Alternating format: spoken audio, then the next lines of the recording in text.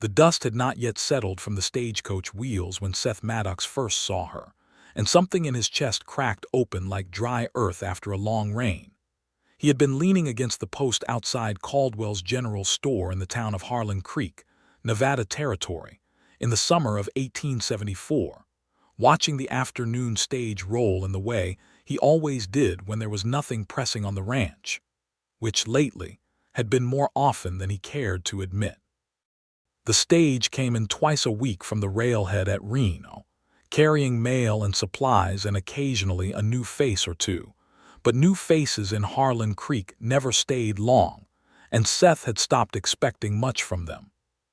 He was 28 years old, sunburned to the color of old saddle leather, and he had made a quiet, stubborn peace with the idea that his life would go on much the way it had been going, working the land his father had left him, sleeping in a house that was too large for one man, and not thinking too hard about the parts of himself that had gone quiet.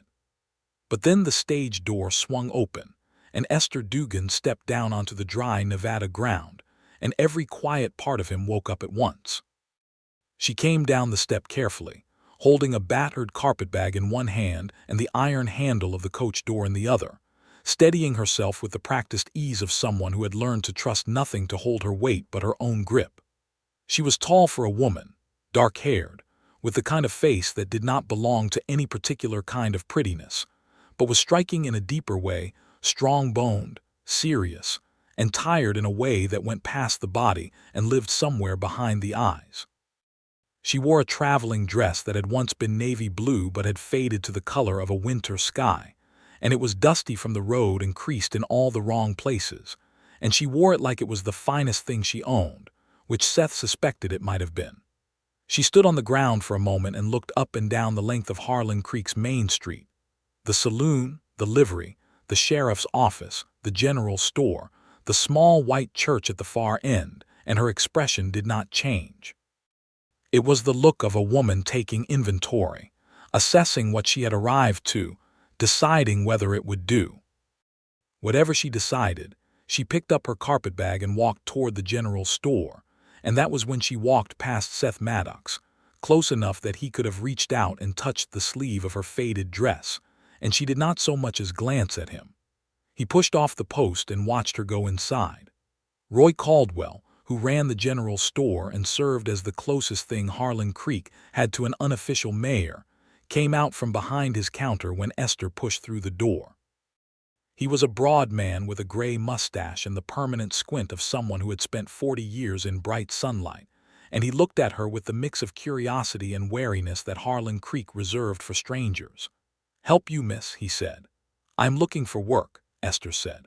Her voice was clear and even with a faint trace of a southern accent that had been worn smooth by travel, the way a river stone gets worn smooth by water. "And lodging. I was told in Reno that this town had need of a schoolteacher." Roy scratched the back of his neck. "Was told right, I suppose, though I wouldn't call it an official posting, more like a hope." "I have 3 years of teaching experience," Esther said. "I taught at a school in Missouri before." She paused, and something moved behind her eyes. "Before I decided to come west." Seth had followed her inside, which he recognized even as he did it was not something he had intended to do. He told himself he needed a bag of flour. He moved to the back of the store and picked up a bag of flour and stayed there, listening. Roy was studying her the way a man studies a horse he is considering buying, not unkindly but thoroughly. "Missouri, you said, that is a long way." "Yes," Esther said, "it is." "You come alone?" "Yes." Roy looked at the carpetbag. "Just the one bag." Esther's chin lifted slightly. "It contains everything I need." There was a pause, and Seth could hear the clock on the wall ticking and the distant sound of horses on the street outside, and he stood there with his bag of flour and tried to look like a man who was very interested in flour. "There is a room above the milliner's," Roy said at last. "Widow Pierce rents it out, and if you are truly serious about teaching, there are 14 children in this valley who have not had a real schoolteacher in 2 years. The last one left when her husband moved them to California." "I am serious," Esther said. "Pay is not much, $20 a month to start, paid from the town fund." "That will do," Roy nodded slowly. "All right then, I will take you over to Widow Pierce." He came out from behind the counter and stopped when he noticed Seth standing at the back of the store. "You need something, Seth?" Seth held up the flour bag. "Just this." Roy looked at him for a moment with the particular expression he used when he knew something was going on but was not going to say so. "I will be right back for your coin then." Esther turned to leave, and for the first time she looked directly at Seth Maddox. Her eyes were dark brown, the color of good earth after rain, and they swept over him with a quick, impersonal assessment that made him feel somehow as though he had been measured and found to be an acceptable but unremarkable feature of the landscape, like a fence post or a water trough. "Good afternoon," she said. "Good afternoon," he said back, and she walked out. Seth stood there with his flour and felt for the first time in a long time that something in the world had shifted. He paid Roy for the flour when the older man came back in, and he tried to ask about her casually, which Roy saw through immediately and did not bother pretending otherwise. "Her name is Esther Dugan," Roy said. "That is about all I know. You can ask her the rest yourself if you have a mind to." He paused, "though I would recommend not being obvious about it." "I am not obvious," Seth said. Roy gave him a long, flat look. "Seth, you were standing in the flour section for 10 minutes with no idea what kind of flour you were holding." Seth looked down. He had picked up a 10-pound bag of cornmeal. He bought the cornmeal too and drove his wagon home. The Maddox Ranch sat on the eastern edge of the valley, where the land began to rise toward the foothills, and the dry grass gave way to patches of juniper and sage. It was a good ranch, 240 acres that Seth's father had claimed in 1858, back when the Nevada Territory was still largely unsettled, and the land was there for whoever was willing to work it hard enough. Seth had been born on this land, grown up on it, buried both his parents in the small grove of cottonwoods near the north fence.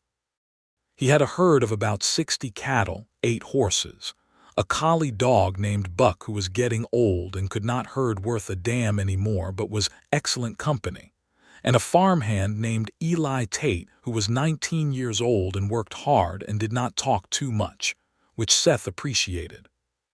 He unharnessed the wagon in the yard and Buck came out from under the porch to greet him, tail going like a slow flag in the wind, and Seth crouched down and rubbed the dog's ears and thought about dark brown eyes and a navy blue dress, and a woman who had traveled from Missouri alone with one carpetbag. He thought about her for the rest of the evening, which irritated him. He told himself it was only because she was a stranger, and strangers in Harlan Creek were always a point of interest. He told himself it had nothing to do with the way she had looked at him as if he were simply a fact of the environment, the way you look at a mountain present, unremarkable, noted. He told himself a great many things over supper, and none of them were particularly convincing, and he went to bed at 9 o'clock and lay awake until well past midnight. Harlan Creek woke up to Esther Dugan the next morning with the particular energy that small towns reserve for new arrivals. By 10 in the morning, everyone from the blacksmith to the preacher's wife had found a reason to pass by the schoolhouse, which was a one-room frame building behind the church that had been standing empty for 2 years. By noon, there was a bucket of whitewash and a new broom sitting outside the door, contributed by Roy Caldwell, and 3 of the older children had appeared without being asked and were helping Esther scrub the floor. Seth heard all of this secondhand from Eli, who had gone into town for nails and come back full of information. "She had those kids working before they knew what had happened," Eli said, clearly impressed. "Just handed them the scrub brushes like it was obvious they were going to help." "Is that so?" Seth said. "And she told Mrs. Akers that she would need a reading primer by Monday, and Mrs. Akers just went and ordered one, right then, from Roy's catalog." Eli shook his head. "She has a way about her." Seth nodded and went back to mending the fence he had been mending. "You met her yesterday, didn't you?" Eli said. "At the store, briefly. What do you think of her?" "I think she is a woman who knows how to use a scrub brush," Seth said, and Eli laughed, and Seth drove another staple into the fence post and tried not to think about dark brown eyes. He managed to avoid going into town for 4 days, which was something of a personal record since Harlan Creek was the only place within 15 miles to buy anything. On the 5th day, he needed to see the blacksmith about a broken plow blade, and he rode in on his gray horse, Jasper, and tied up outside the smithy and went in and talked to the blacksmith about the blade. And on his way back out, he heard the sound of children's voices from the direction of the schoolhouse. He did not intend to walk that way. He simply found himself walking that way. The schoolhouse door was open to let in the morning air, and he could hear Esther's voice from outside, reading something aloud to the children. He stopped at the edge of the yard and listened without quite meaning to. She was reading from a geography book, describing the Rocky Mountains, and her voice had a rhythm to it that was different from the flat, careful voice she had used when talking to Roy. It was warmer, more alive, with a kind of pleasure in it that suggested she genuinely found mountains interesting and thought the children ought to as well. One of the younger children asked a question. Seth could not make out the words, and Esther laughed, and the sound of it went straight through him like a plucked string. He stood there like a fool for another 30 seconds, and then he made himself turn around and walk back to his horse. He was halfway home before he admitted to himself that he was behaving exactly like a man who was interested in someone, and trying very hard not to be, which was, in his experience, the most useless possible way to behave. The first time they spoke properly was at the Sunday church social 3 weeks after her arrival. Harlan Creek's community gatherings happened after the Sunday service in the church yard, where the women set out food on long tables made from sawhorses and boards, and everyone stood around eating and talking in the particular easy way of people who knew each other well enough not to need to try. Seth went to these because not going would have required explaining himself to Roy Caldwell and the preacher and half a dozen other people who considered his attendance a matter of community responsibility. Esther was there, standing a little apart from the main group with a plate in her hand, watching the proceedings with that same calm, measuring expression he had noticed when she first stepped off the stage. She had on a different dress today, pale gray, with a white collar, and her dark hair was pinned up more neatly than it had been on the road, and she looked, Seth thought, like a woman who was paying very close attention to everything and giving very little of herself away. He walked over to her before he could talk himself out of it. "Miss Dugan," he said. She turned. The measuring look swept over him, and then briefly something that might have been recognition. "The man from the general store," she said. "Seth Maddox." He held out his hand. "I have a ranch on the eastern edge of the valley." She shook his hand with a firm, businesslike grip. "Esther Dugan, I am sure you already know that." "I do," he said honestly. "Small town." "Yes." Her mouth curved slightly at one corner, just enough to suggest that she found small towns and their habits mildly amusing. "How long have you been here, Mr. Maddox?" "All my life," he said. "Born on the ranch." She looked out at the valley, at the dry golden hills and the wide blue Nevada sky. "It is beautiful country." "It is," he agreed. "Harsh but beautiful." "I find those two things often go together," she said. There was a pause that was not uncomfortable. A child ran past them chasing a dog, and somewhere a fiddle was being tuned up. "What is Missouri like?" he asked. Her eyes came back to him, and he saw something shift behind them, not quite shutting down but moving carefully around something. "Green," she said, "very green and humid in the summer in a way you cannot imagine if you have not felt it. You miss it, parts of it," she said, "not the parts that made me leave." He did not ask what those parts were.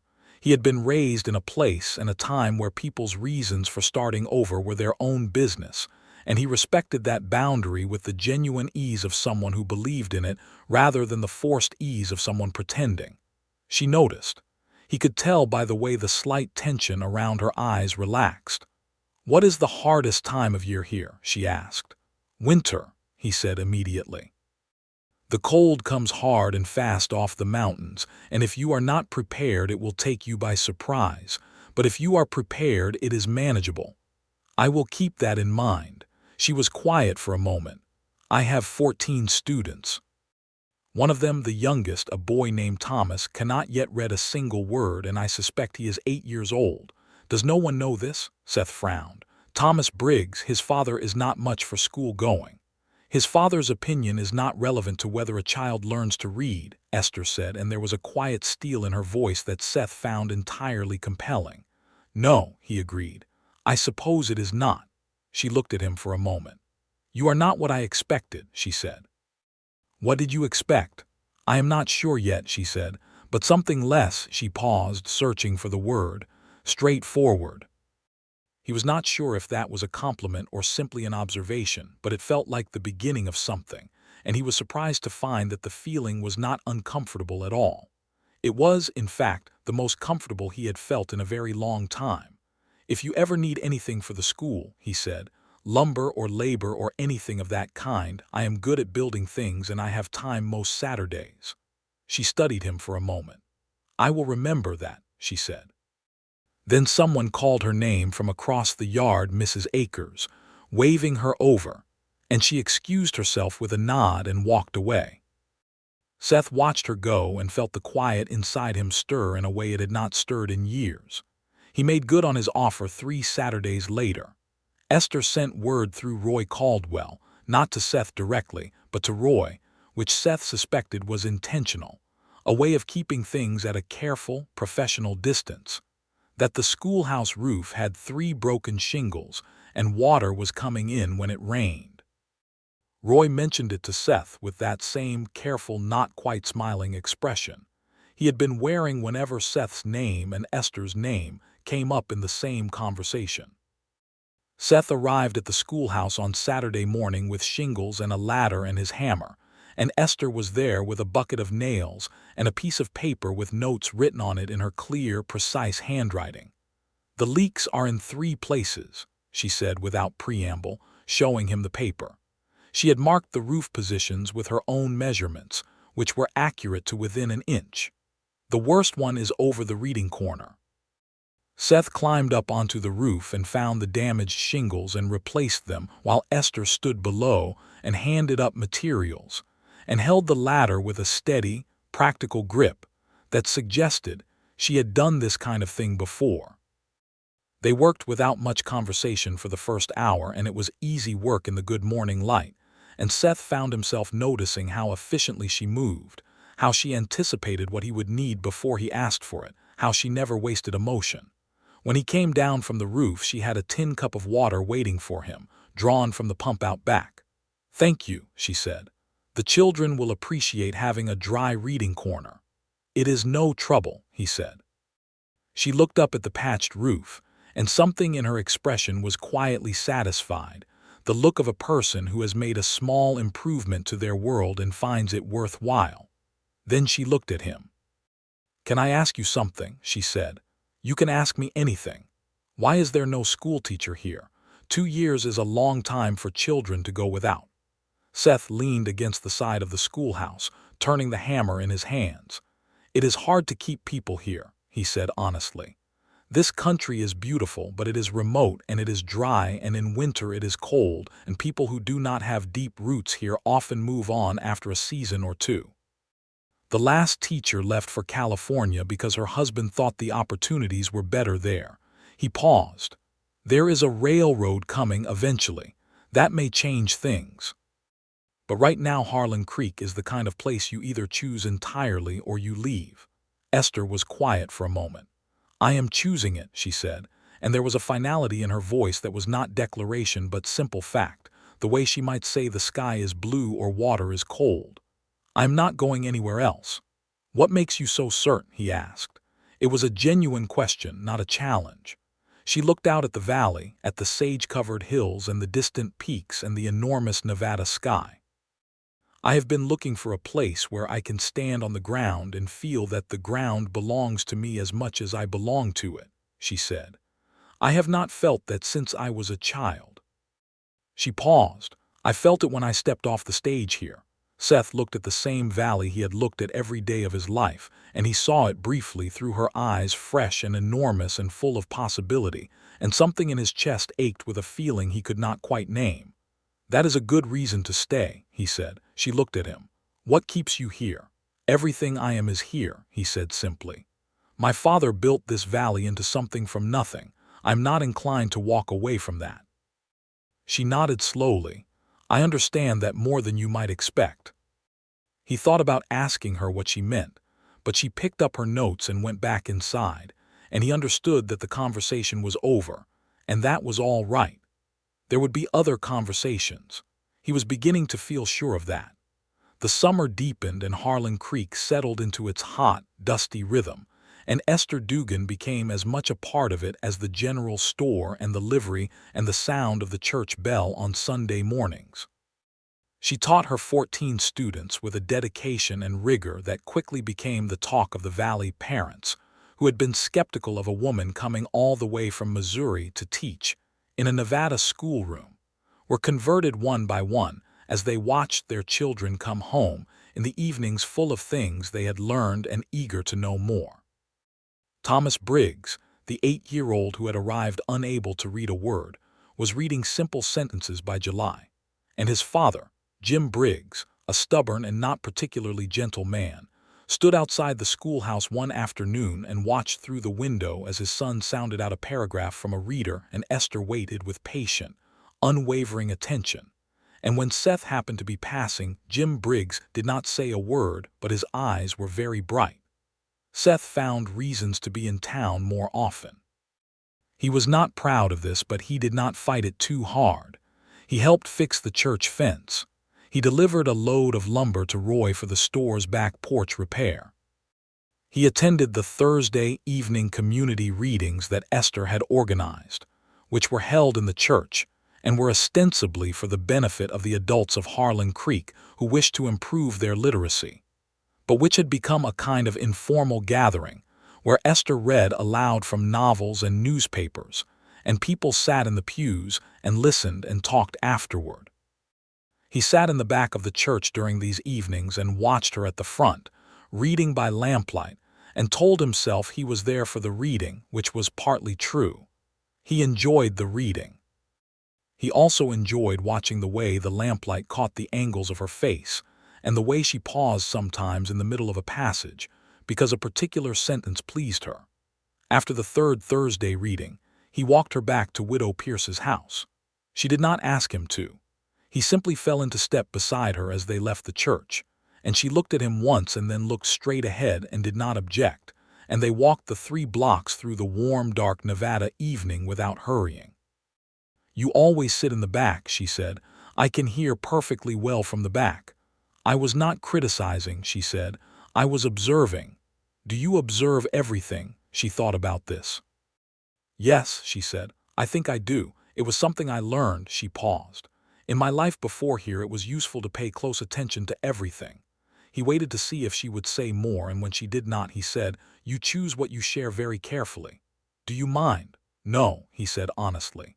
"Everyone has a right to their own story. I only wonder sometimes what yours is." They had stopped outside Widow Pierce's gate, and Esther turned and looked at him in the thin moonlight. Her face was hard to read in the dark, but her eyes were intent, and he had the feeling that she was making a decision about something.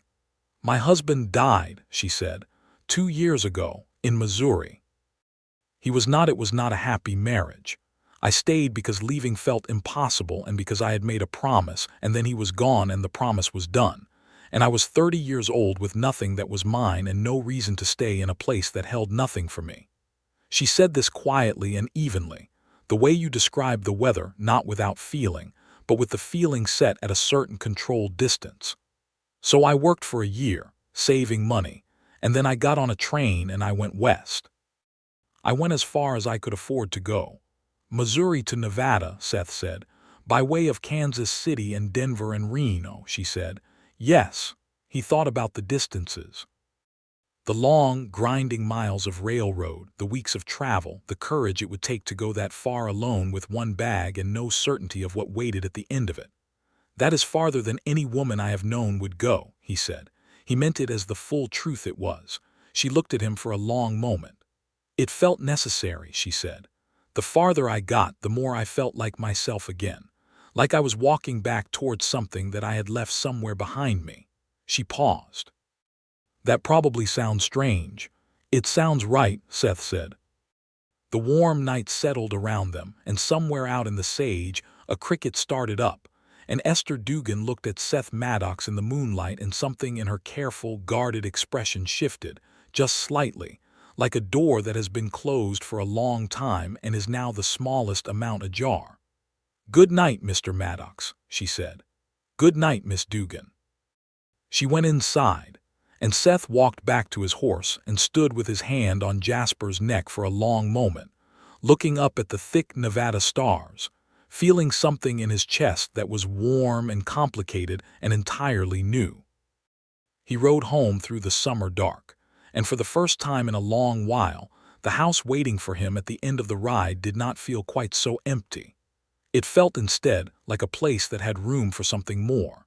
He had his own accounting to do, and he knew it. His life had not been without loss. His mother had died when he was 20, and his father 3 years after that, both of them taken by a fever that swept the valley in the hard winter of 1870. He had inherited the ranch and thrown himself into the work with the singular focus of someone who does not trust himself to slow down, because slowing down means feeling things. He had not courted anyone seriously in years, had let friendships go shallow because he did not know how to be fully known by anyone when the best-known parts of him were buried in the cottonwood grove up by the north fence. He was not broken by any of this. He was functional and respected, and not unhappy, in the particular limited way of a man who has learned to expect little from himself beyond competence. But riding home through the Nevada stars with the warmth of Esther's voice still in his ears, he thought for the first time in a long time that he had been expecting too little. September arrived and the heat softened and the aspen in the hills above the valley turned golden, and Seth Maddox began, gradually and somewhat helplessly, to court Esther Dugan. He did not use that word for it to himself right away. He called it being neighborly. He called it community spirit. He called it, when pressed by Eli's barely concealed grinning, simply checking on things. But it was courting, and everyone in Harlan Creek knew it, and eventually he knew it too. He brought firewood to the widow Pierce's house in the 3rd week of September, more than was strictly necessary, split fine and stacked neatly.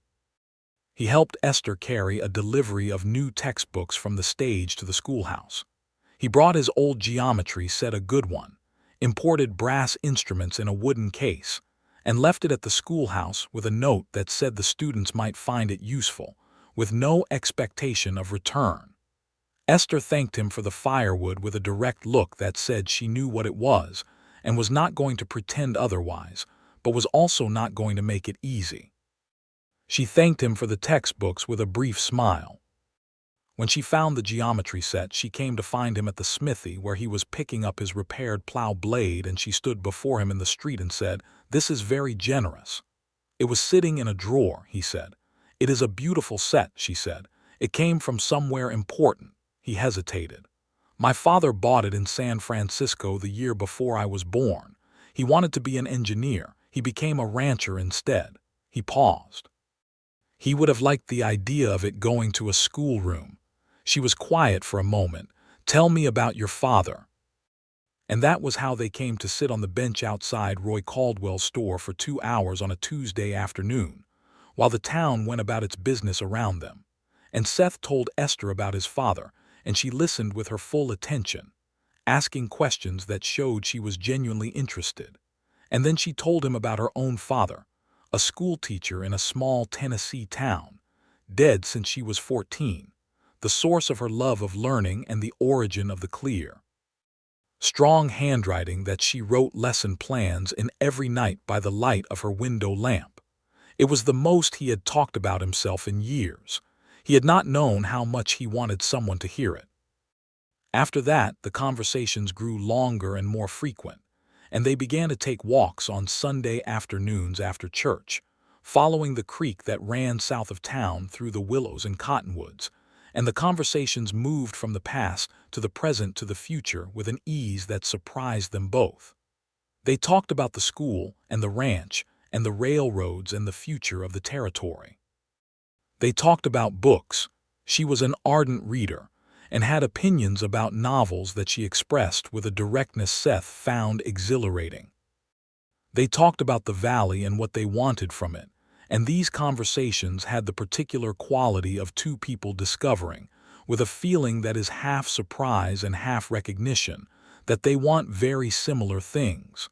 But they were also careful with each other, Esther especially.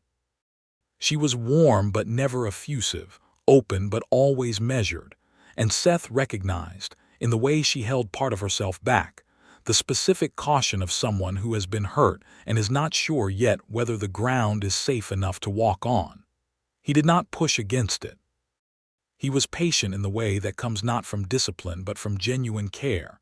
He wanted her whole, not just the parts she was willing to show, and he was willing to wait for the rest. The moment that changed things happened on the second Sunday of October, when they had walked farther than usual along the creek, and the afternoon had turned golden, and they were sitting on a flat rock overlooking the water, watching a pair of ducks navigate a slow bend in the current. Esther had been quiet for a while, and Seth had been content to let the silence be, and then she said, without looking at him, "My husband was not kind." Seth did not say anything. He waited. "He was not violent," she said. "I want to be clear about that, but he was a person who diminished, who found, consistently, the exact thing to say that would make you feel smaller than you were. And I was young when we married, and I did not know yet what it felt like to be seen as something more than small, and so I believed him." She paused. "By the time I understood what he was doing, it had been 9 years, and I had forgotten who I was before him." Seth sat very still. "When he died," she said, "I grieved for him. I am not sure entirely what it was I was grieving. Not the man, perhaps, maybe the time, maybe the version of myself I had lost." She looked at the ducks on the water. "And then I decided I was going to get that version back, even if it meant going farther from everything I knew than was sensible." "You were not small," Seth said. His voice came out lower than he intended, and with more feeling. "For what it is worth, which I know it is not worth much from someone who has only known you for a few months, you are one of the least small people I have ever met." She turned and looked at him then fully, and whatever she saw in his face made something happen in her expression, a dissolution of something, a wall of glass going clear instead of opaque. "It is worth quite a lot," she said quietly, "from you." They sat on the rock by the creek while the afternoon gold deepened toward evening, and the ducks moved away around the bend, and the valley settled into its long, slow dusk. And at some point Seth's hand moved and covered hers where it rested on the rock, and she turned her hand over and held on, and neither of them said anything because there was nothing to say that the hands had not already said. Walking back to town in the early dark, their shoulders close, Seth thought.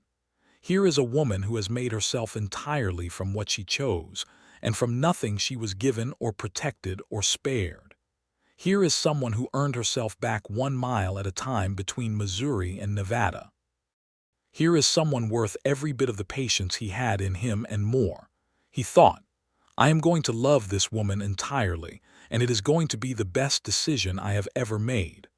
October deepened, and the first cold came down from the mountains, and the valley turned the colors of a fire burning low. Seth began to see with the clarity that sometimes comes in autumn, when everything is stark and true. He saw that he had been living a half-life on his ranch, going through the motions of the days with competence and without joy, and that Esther Dugan was changing that simply by being present, simply by looking at the world with those dark, attentive eyes that made the world look worth being looked at. He did not propose to her in October. He was not ready, or rather she was not ready, which amounted to the same thing. But he was thinking about it with a seriousness and a specificity that surprised him, thinking about what the ranch would be with her in it, how the house would sound with her voice in it, how the fields would look from the window she would choose to look out of.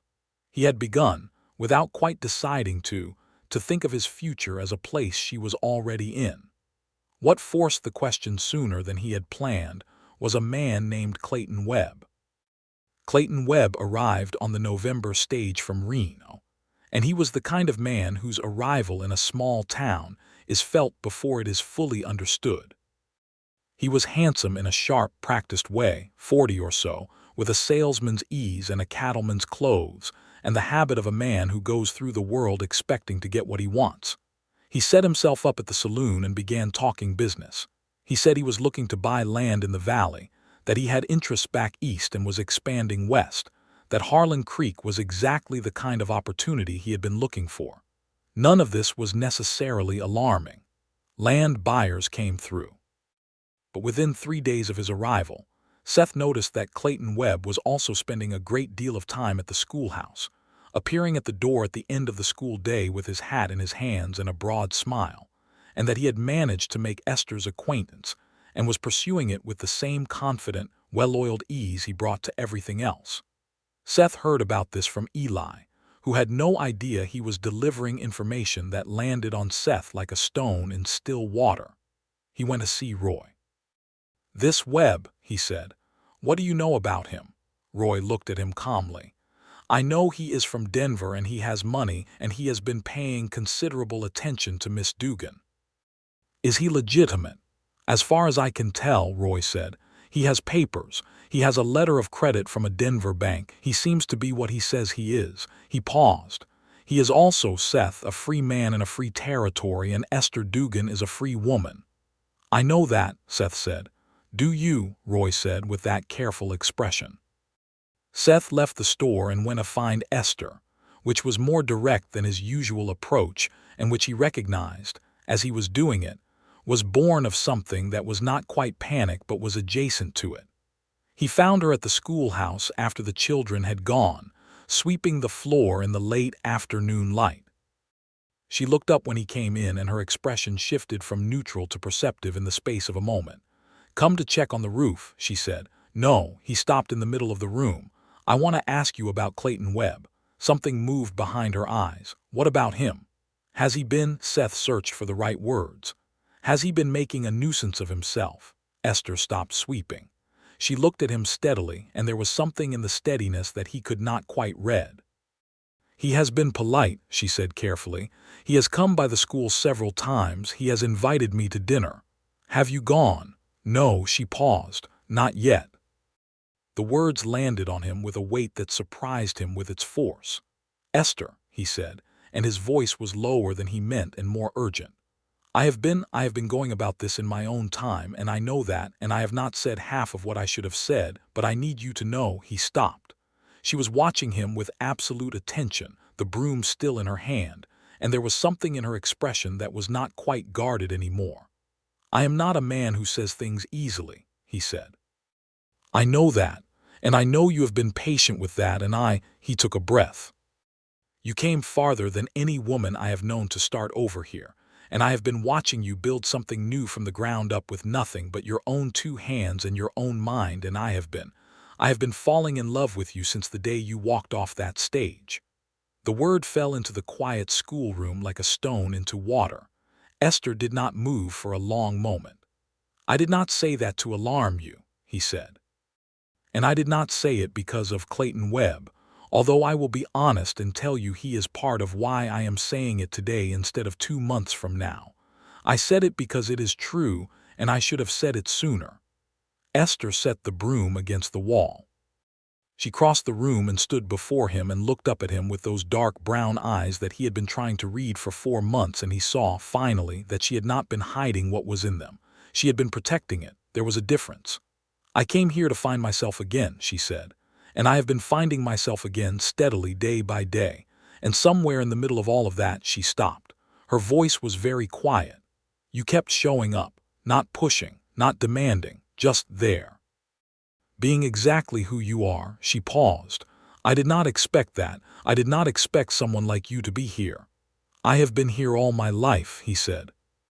"Waiting for a reason to matter, I think." She reached up and touched his face just briefly, her fingertips against his jaw, and then she dropped her hand and stepped back with the slight unsteadiness of someone who is braver than they feel. "I am not going to dinner with Clayton Webb," she said. "I am glad," Seth said. "And I think," she smiled, and it was the fullest smile he had seen from her, wide and true and completely unguarded, and it transformed her face the way dawn transforms a landscape. "I think that you should take me to dinner." He did. He took her to dinner at the boarding house, which served the best food in Harlan Creek on account of the cook having once worked in a San Francisco restaurant, and they sat across from each other at a small table by the window and talked for 3 hours about everything and nothing. And at the end of the evening he walked her home, and they stood outside Widow Pierce's gate in the cold November dark, and he held her hands in both of his, and she looked up at him, and he kissed her. Once, carefully. "The way you touch something precious and newly found." She leaned into the kiss for a moment, and when they separated she stayed close, her forehead nearly against his jaw, and said quietly, "Thank you for waiting. Thank you for making it worth it," he said. Clayton Webb left on the stage to Reno 4 days later, having bought no land, and having received a polite, direct, and entirely unambiguous response from Esther Dugan to his repeated invitations. He did not make trouble about it. He was a businessman, not a menace, and when it was clear there was nothing in Harlan Creek worth staying for, he went. Seth saw the stage off from outside the general store and did not feel anything in particular about it except a loose, uncomplicated relief. November deepened into December, and the cold came down hard and fast from the mountains exactly as Seth had warned, and Esther Dugan found that she was well prepared for it, because she had listened to everything he said and had laid in adequate firewood and warm blankets, and she wrote him a letter, a real letter, on paper, in her fine clear hand that said simply, "You were right about the cold. I am grateful. Also I am thinking about you, which is more than I intended to say tonight but which happens to be true." He kept the letter. He kept every letter she wrote him after that, and there were many of them, because they had both discovered that they were better on paper than they were face to face, in the sense that the things that were difficult to say aloud came more easily with a pen and the small brave distance of the written word. He wrote to her about his father and the ranch and the things he had been quietly afraid of, and she wrote to him about Missouri and the years of her marriage and the woman she had been and the woman she was becoming. And by the time December had given way to January, they knew each other in a way that most people never manage to know another person.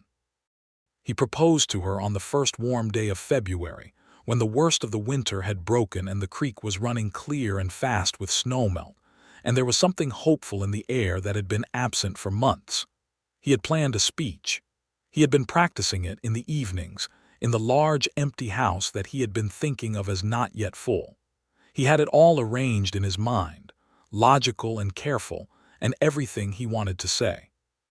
What came out when they were standing by the creek in the early February sun, and she turned to look at him with those eyes that still, 4 months later, made him feel like someone had plucked a string in the center of his chest, was simply, "Esther, marry me.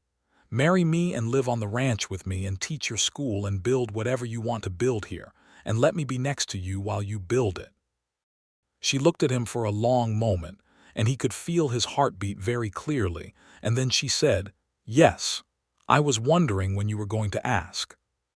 He laughed out loud, which surprised him, and she laughed too, and he took her hands and pulled her toward him, and she came willingly, easily, fitting against him with the uncanny rightness of something that has found its proper place. They were married in March, when the valley was beginning to green at the edges and the first wildflowers were coming up in the hills, in the white church at the end of Harlan Creek's Main Street, with 14 schoolchildren in the front pews and Roy Caldwell weeping unashamedly, and Eli Tate in his best shirt looking proud enough to burst. Esther wore white, with a spray of the early wildflowers in her dark hair, and when she walked down the aisle toward Seth Maddox she walked with the same calm, measured, self-possessed stride she had used walking off the stage on the day she arrived, and she looked like a woman who was exactly where she meant to be. Seth stood at the altar and watched her come toward him and thought about all the miles between Missouri and Nevada, all the railroad tracks and desert miles and mountain passes she had crossed to get to this moment, and he understood with the full force of it that her courage had brought her here, that she had chosen to be here, actively, specifically, in a way that made this particular morning the most deliberate and precious kind of gift. He said his vows clearly and meant every word of them. She said hers looking directly into his eyes, and she did not look down once. They rode out to the Maddox ranch that afternoon in the wagon, with Buck the collie running alongside, and Esther stepped down from the wagon and looked at the house and the barn and the wide valley opening up to the west, and Seth stood beside her and said, "What do you think?" She was quiet for a moment. Then she said, "I think it is the most beautiful thing I have ever owned a half share in." He took her hand and they walked inside together. The house was different with her in it from the very first evening. Not because she rearranged it dramatically. She was too respectful of it as a place with its own history for that. But because she was simply present in it, moving through the rooms with a quiet purposefulness that made the rooms feel inhabited in a way they had not been for years. She set her books on the shelf beside his. She found a place for the small watercolor painting she had carried all the way from Missouri, the only decorative thing in her carpet bag, which turned out to be a painting of the Tennessee mountains where she had grown up, and she hung it on the wall in the kitchen where the morning light would catch it. She told him about the painting one morning over breakfast, how it had been done by a neighbor woman in her childhood town, how her father had bought it and hung it in the schoolroom, how she had kept it through everything because it was the one object she owned that still held the smell and feeling of a time before everything had gone wrong. He looked at the painting's small hills, green and rounded, unlike anything in Nevada, and said, "I am glad it made it."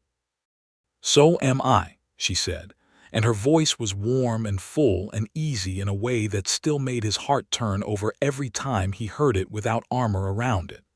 Spring on the Maddox ranch was the best Seth could remember. He did not think this was purely coincidence. The calving went well, the first crop came in ahead of schedule, the weather was mild, and Eli Tate, who had been promoted to foreman with a raise in wages, was doing his job with a new confidence that came from being trusted with more responsibility.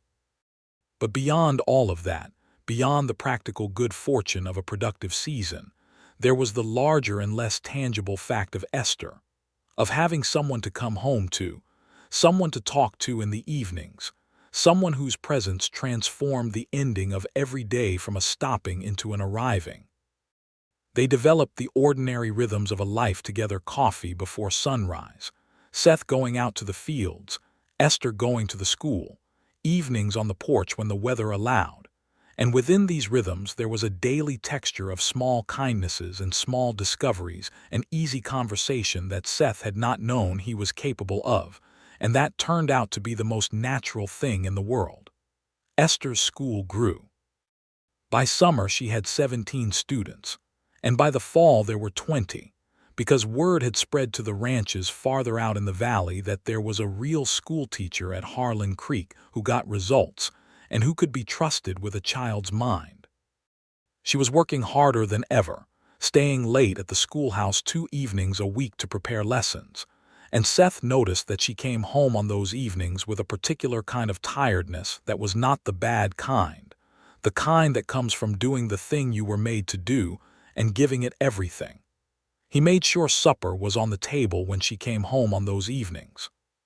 He was not a talented cook, but he was a determined one, and Esther's appreciation of his efforts was genuine and never condescending, even when the results were imperfect. "This is the best attempt at cornbread I have ever witnessed," she told him once, holding up a piece that was considerably more brown than golden on one side. "I take that as a compliment," he said. "It was meant as one," she said, and ate it. He loved her for that.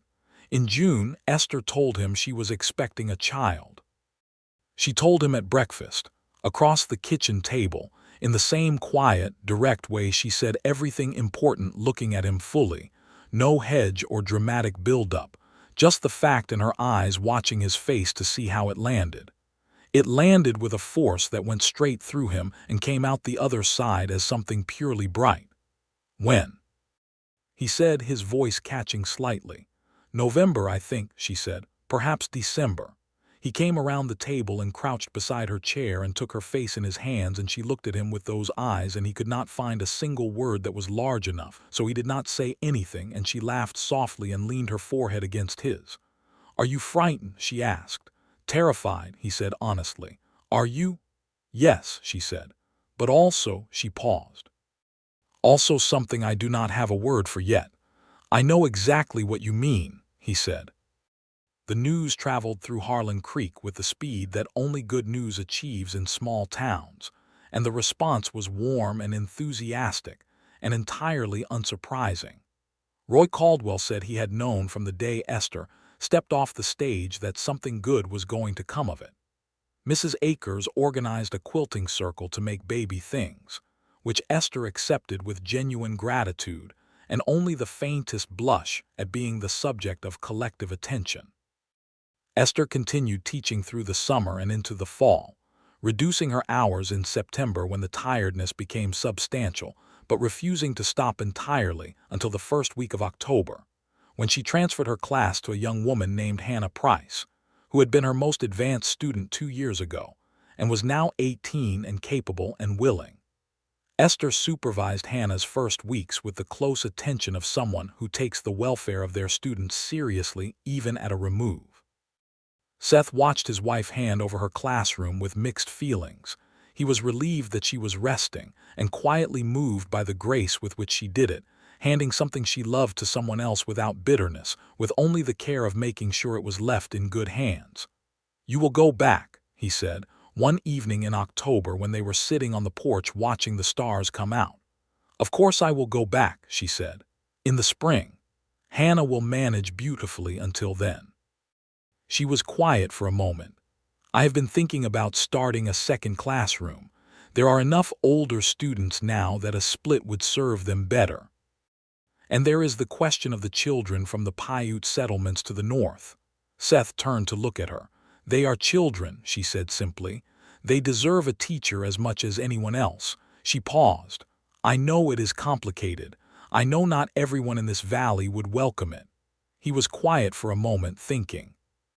The situation of the Paiute people in Nevada was one that the territory had managed badly, with the dishonesty and cruelty that had marked so much of the country's treatment of its native peoples, and Seth knew it, and it sat with him the way injustices you cannot correct sit heavily, and with a residue of shame.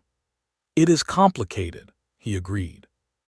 "But you are right that they are children, and if anyone can manage complicated, it is you." She looked at him with those eyes. "Will you support it?" "Fully," he said. "And if anyone objects, I will have a conversation with them about it." She reached over and took his hand, and they sat on the porch in the October dark, and he thought, "This woman came farther than anyone I knew to start over. And she is still starting over, still moving forward, still building, not just for herself anymore, but for everyone around her, pushing the edges of what is possible outward with the same steady, relentless energy she brought to her own survival." He thought, "I am the luckiest man in this valley, and quite possibly on earth." Their son was born on a cold December morning.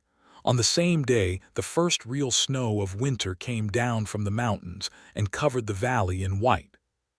Seth was in the house, useless in the way that men are useless at these moments, doing nothing productive and moving between the bedroom door and the kitchen and the porch in an orbit of contained anxiety, while the midwife and Mrs. Akers managed things with the calm efficiency of women who have done this many times before.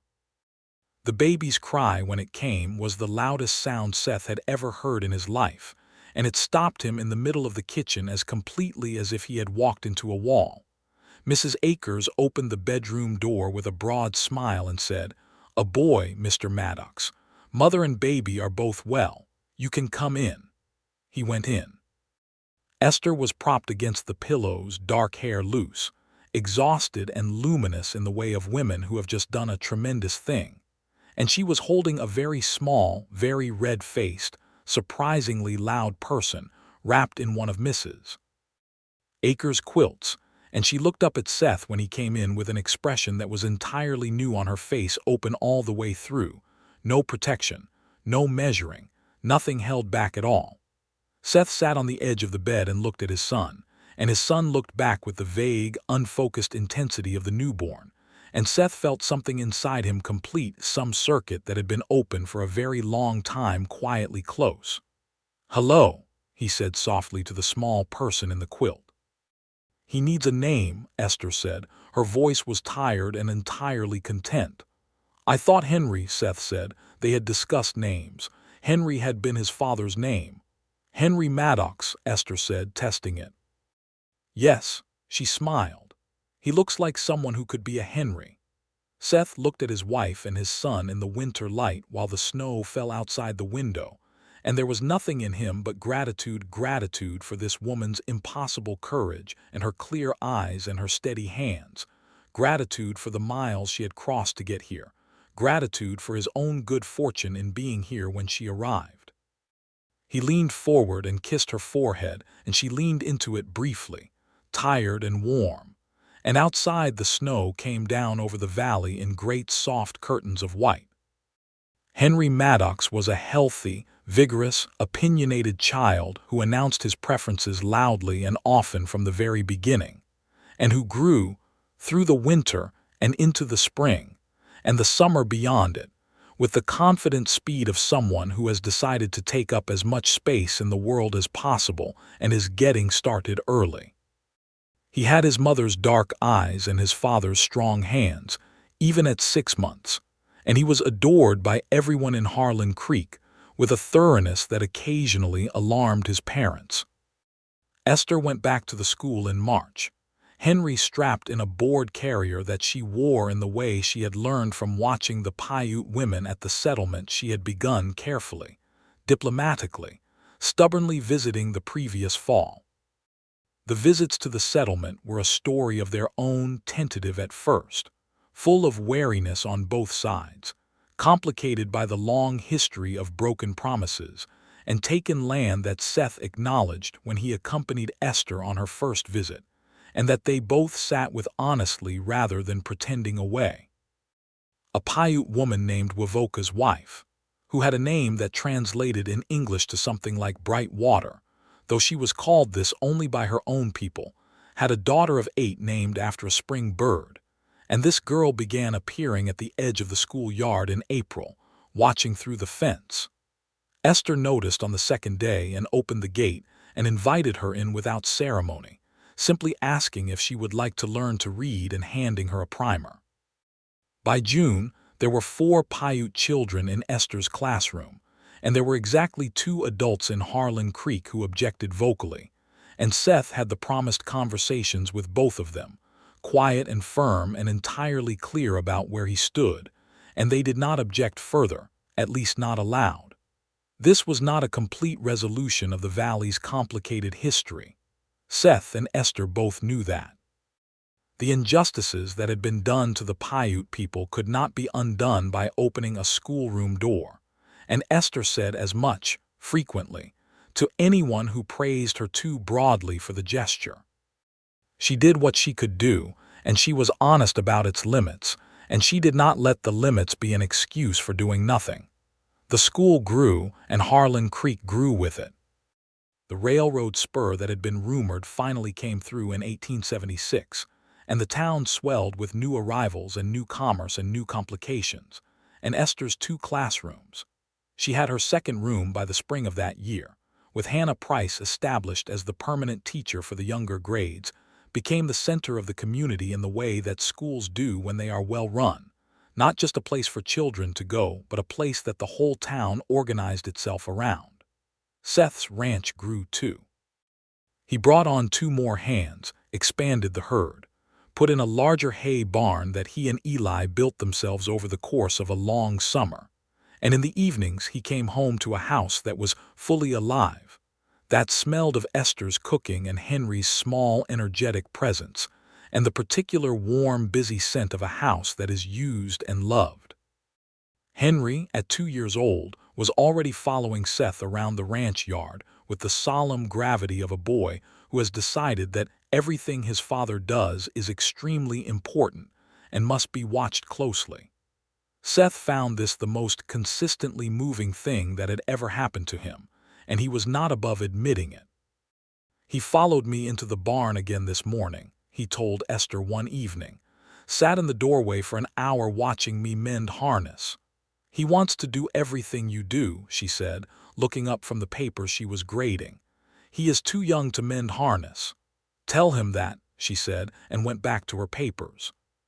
Seth looked at Henry, who was sitting on the kitchen floor constructing something out of sticks and rope with complete concentration, and felt the warmth that had become the ordinary weather of his days, steady and reliable, and so thoroughly his that he sometimes had to remind himself it had not always been there. In the fall of 1876, Esther told him she was expecting again. The second time around there was less terror and more simple joy, though the joy was no quieter than the terror had been. He held her in the lamplight that evening and she leaned against him, and Henry asleep in his room down the hall, and the ranch settling into the sounds of its evening quiet, and he thought of all the years he had spent in this house alone and could not quite make them feel real anymore. They had the quality of something that happened to a different version of himself, someone he could remember but could no longer fully inhabit. "What do you hope for?" he asked. "Boy or girl?" "I hope for healthy," she said. "And then?" "And then a girl would be lovely," she said quietly. "Though I would be glad of either." Their daughter was born in April of 1877, in the full green surge of a Nevada spring, when the valley was at its most beautiful, and the creek was running high and clear with snowmelt. She came into the world at dawn, while the birds outside the window were doing what birds do at dawn, and she was quieter than Henry had been, looking around the room with wide, dark eyes, as though she had arrived with a considered opinion already forming. They named her Clara, after no one in particular and after everything in general. The name had come to Esther in the middle of the night 3 weeks before the birth, and she had written it in a letter to Seth even though he was sleeping 3 feet away in the same bed, because that was still how she said important things when she wanted to say them exactly right. He had woken up to the letter on his pillow and read it by the early morning light and written back, on the same piece of paper, "Yes, Clara Maddox." She will be remarkable. Clara Maddox was, from the beginning, exactly that. She had her father's calm and her mother's precision, and some third quality that belonged entirely to herself. A quality of watchfulness and quiet judgment that made her seem, even as an infant, like someone who was already forming her own views of the world and would be sharing them in due course. Henry adored her with the wholehearted intensity of a 2-year-old who has been the center of attention and is now, unexpectedly, a person with a sister, which he found entirely acceptable and was prepared to defend. He sat beside her cradle with the proprietorial seriousness of someone assigned to guard something important, and when visitors came to see the baby he watched them with narrowed eyes until he had decided they were suitable. Seth watched his children and his wife in those spring days with the specific quality of happiness that comes from having something you did not know to ask for, and would not have dared to want something beyond what you thought was possible for you, a life larger and warmer and truer than the one you had constructed carefully in the absence of anything better.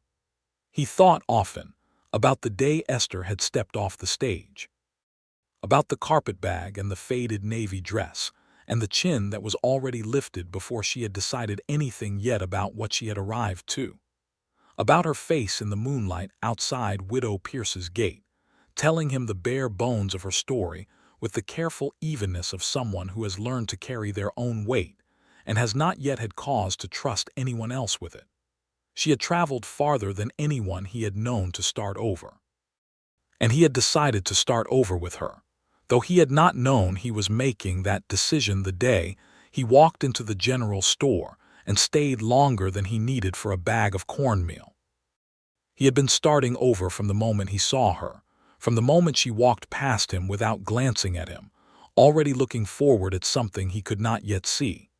They had both been starting over, he thought. She from a life that had diminished her and a continent she needed to put behind her.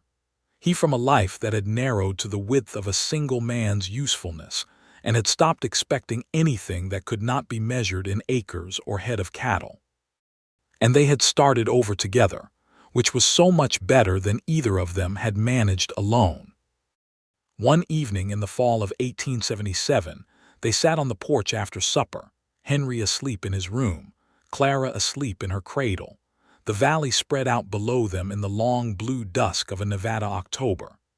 It was the kind of evening that made a person feel how fortunate they were, not sharply or painfully, but with a deep settled ease, the way your body feels after a full day of good work.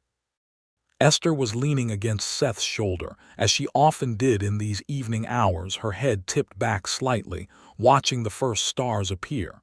"I have been thinking about Thomas Briggs," she said. Seth made a sound of inquiry.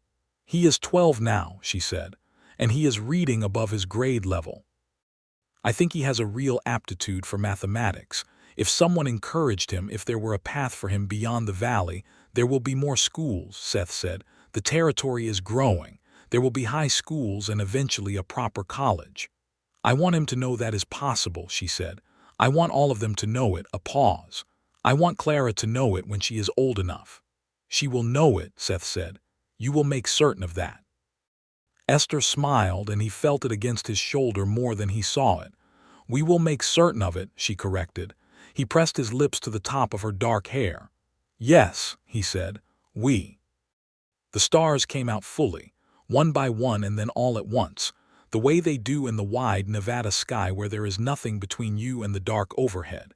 And Seth Maddox sat on the porch of his father's house with his wife against his shoulder and 2 children sleeping inside and a ranch spread out in the dark below him, and thought, with a fullness that could not be measured or contained, "This is the life. Not the one I expected. Better." The years that followed were full and good.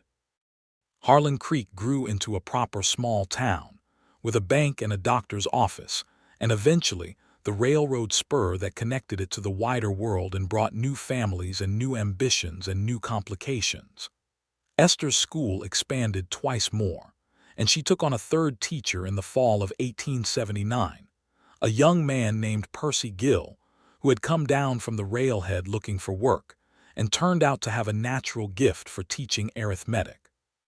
Thomas Briggs did indeed go on to higher education to a school in Reno, and then to a college in San Francisco, and he wrote Esther letters for years afterward, long, careful letters full of things he was learning and things he was thinking, and she wrote back with the same full presence attention she gave to everything, and these letters were among the things she treasured most.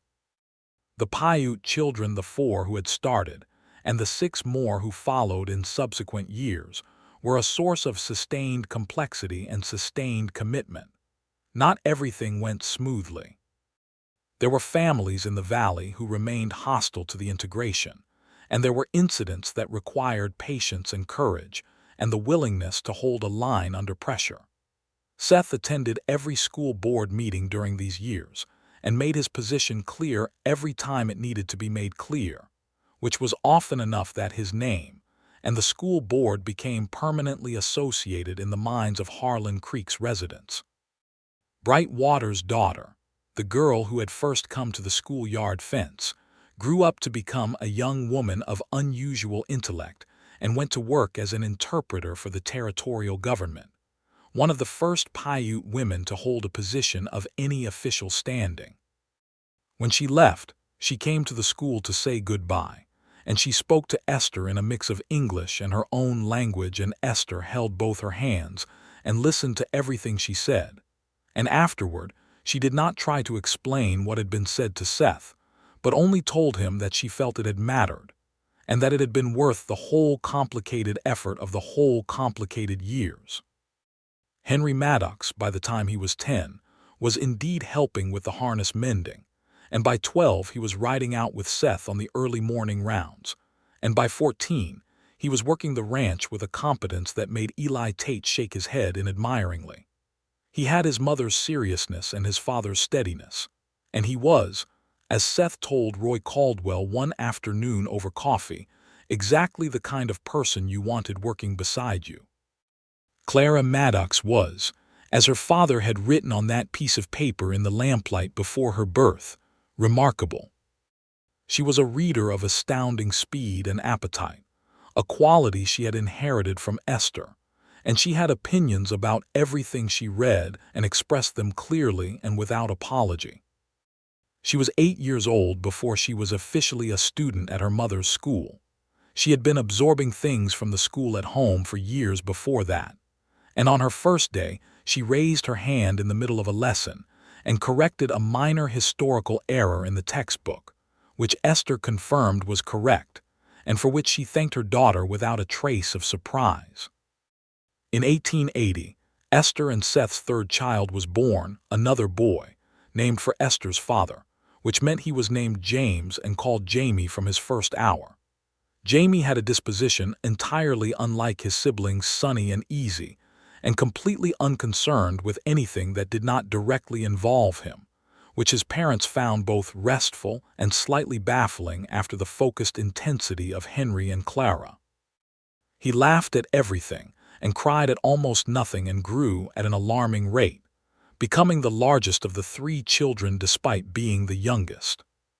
Seth sat on the porch one September evening with Jamie asleep against his chest and Henry and Clara in the yard arguing about something, a book, from the sounds of it, and Esther in the kitchen behind him making the sounds of supper being finished, and Buck the collie, very old now and gray-muzzled, sleeping on the porch boards at his feet, and he had one of those moments that come rarely but stay forever, in which you understand that you are, right now, in the middle of the exact thing you were supposed to be doing with your life. He closed his eyes and listened to the sounds of his life, the children arguing, the pots in the kitchen, the dog breathing, the distant evening sound of the ranch settling into night, and felt them settle over him like a weight that is not burden but anchor. Esther came out to the porch with 2 cups of coffee and looked at her husband and her youngest child asleep on his chest and the older 2 arguing in the yard, and she sat down beside Seth and handed him his coffee, and he took it without disturbing Jamie, a maneuver he had perfected over 3 children. "Clara says the textbook is wrong about the Missouri River," Esther said. "Is she right?" "She usually is," Esther said. She looked at her children. Henry is trying to tell her that she is splitting hairs, which is a tactical error. "He knows better," Seth said. "He keeps forgetting," Esther said. She sipped her coffee. "I think he does it to keep the conversation going. He enjoys arguing with her." "She enjoys it too," Seth said. Esther smiled and leaned against him, careful of the sleeping baby, and looked out at the valley in the September dusk. Somewhere in the sage the crickets were going, and the sky above the western hills was the particular deep gold of a Nevada sunset that had never stopped being beautiful to Seth, no matter how many thousands of times he had watched it. "Do you remember what I said?" Esther said quietly, "that day by the creek, that I had been looking for a place where the ground felt like it belonged to me as much as I belonged to it?" "I remember," Seth said. "I found it," she said simply. Not with drama, not with the weight of revelation, just as a fact settled and complete. "I found it a long time ago now." He shifted Jamie slightly on his chest and turned his head to look at his wife, at her dark hair going silver at the temples now, at her strong-boned face that was more beautiful to him than it had ever been because of everything he knew it to mean, and he said, "So did I." She looked at him with those dark brown eyes, earth-colored, clear and deep and entirely without armor, and what was in them was simply him, reflected there, held there, made whole there. He had been seen by this woman the way he had never expected to be seen, the way you only get to be seen when you are known all the way through and loved for exactly what you are. They had both started over. They had started over together. And the life they had built from that starting over was real and full, and going to go on for a long time, yet through children's schooling and ranch expansions, and winter storms and spring cleanings and evening arguments about textbook accuracy and Saturday mornings, when the children were old enough to sleep late and Seth and Esther drank their coffee on the porch in the early quiet and talked, or didn't talk, and were content either way. Henry grew into the rancher he was clearly going to be, taking on more of the operation year by year, and eventually, when Seth handed him the reins with a pride that was bigger than any language he had for it, running the Maddox ranch with the same steady competence his grandfather had built it with and his father had maintained.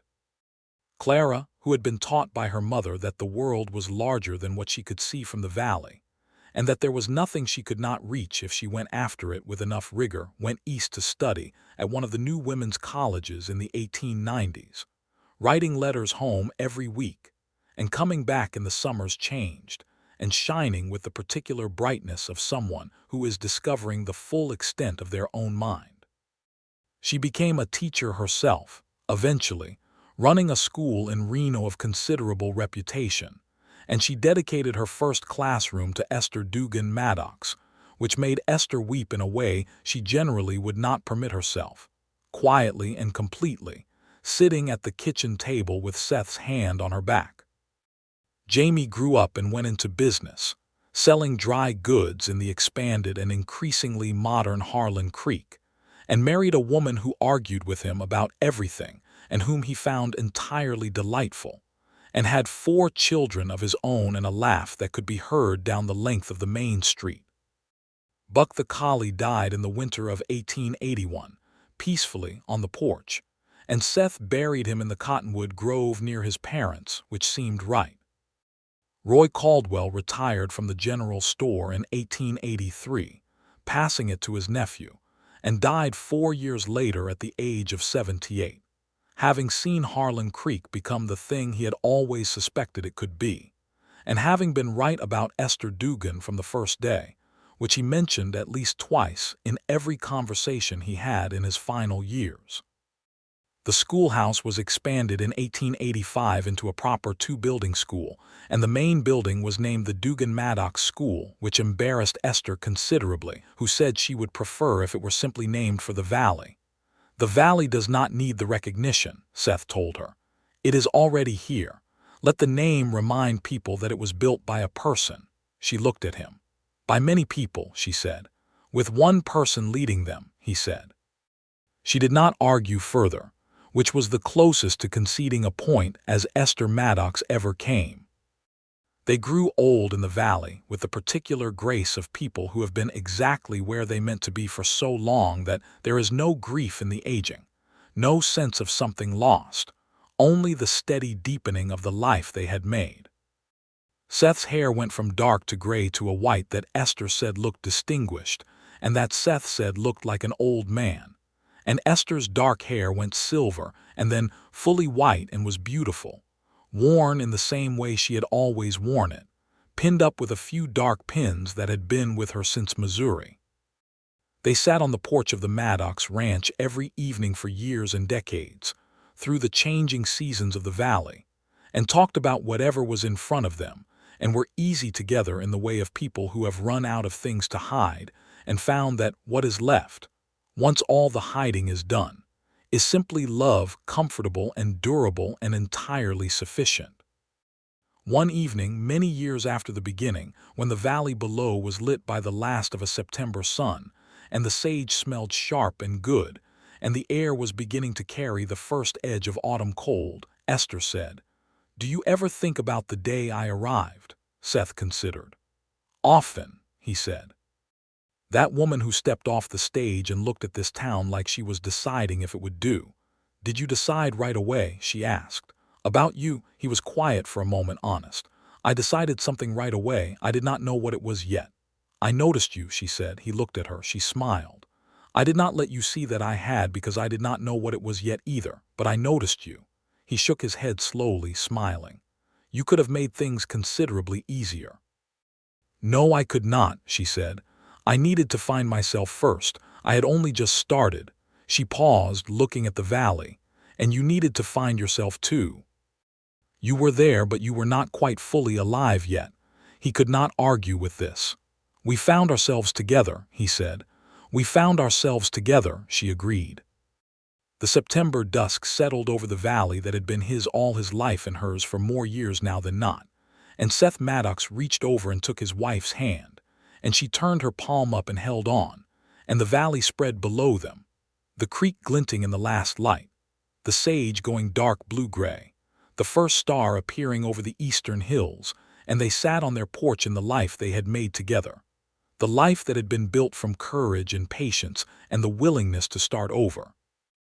And the evening held them, and everything was fully and completely good.